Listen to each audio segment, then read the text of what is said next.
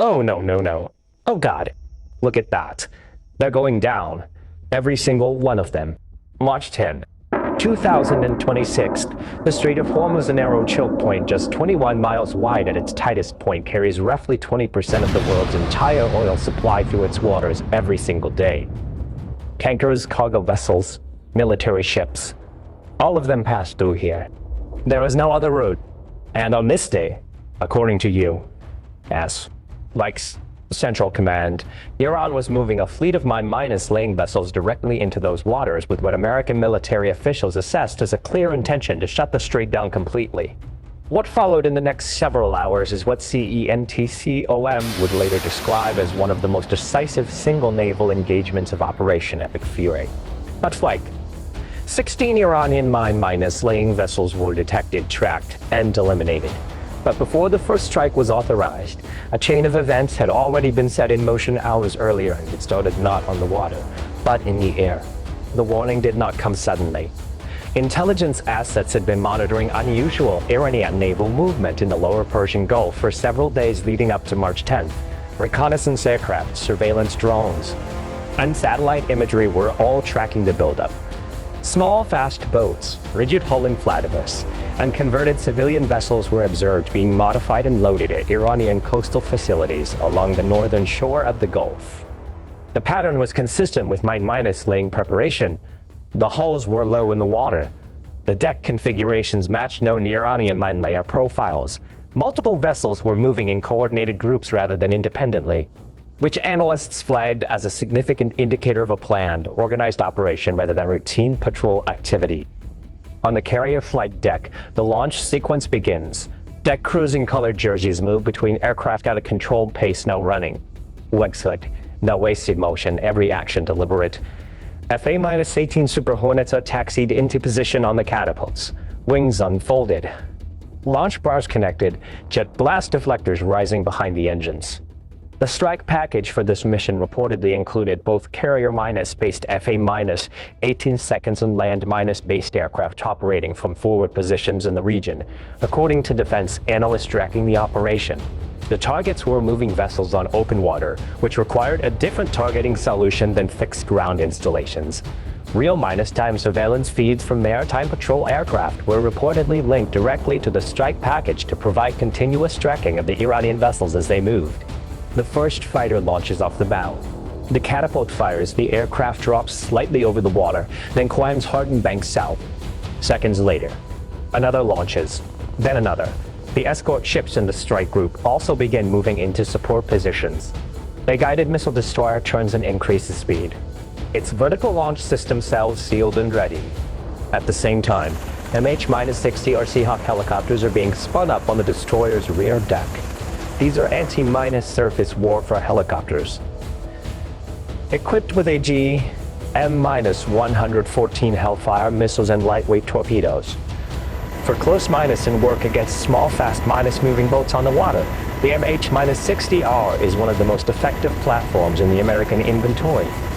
Two of them lift off and head toward the reported position of the Iranian vessel formation at low altitude, skimming the surface.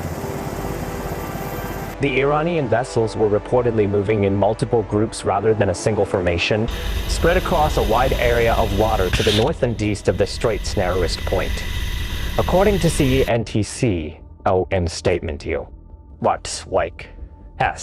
forces eliminated multiple Iranian naval vessels on March 10, including 16 mine-layers near the Strait of Hormuz. The statement gave no further breakdown of weapons used or a specific engagement sequence. But defense officials speaking to reporters described it as a sustained operation involving air and naval assets working together. What the footage released by CENTCOM shows is consistent with their delivered precision strikes. Vessels are hit and begin burning. Some explode almost immediately, suggesting the ordnance on board the mines themselves cooked off on impact. Others break apart and sink within minutes. The water around the burning holes is scattered with debris. The MH-60 or Seahawks operate against the smaller fast boats that attempted to scatter as the strikes began. Hellfire missiles fired from the helicopters track and hit individual vessels at close range. The boats are small, fast, and low to the water, difficult targets for high altitude aircraft. but well within the engagement parameters of a helicopter operating at wave-minus stop altitude with a direct line of sight. By the time the engagement was over, 16 mine layers had been confirmed destroyed by CNTCOM. Additional Iranian naval vessels were also reported struck during the same operation, though the exact number was not specified in the initial statement. Iranian state media acknowledged the strikes but provided conflicting casualty figures. No U.S. personnel or aircraft were reported lost in the engagement. Back on the carrier, the aircraft begin returning.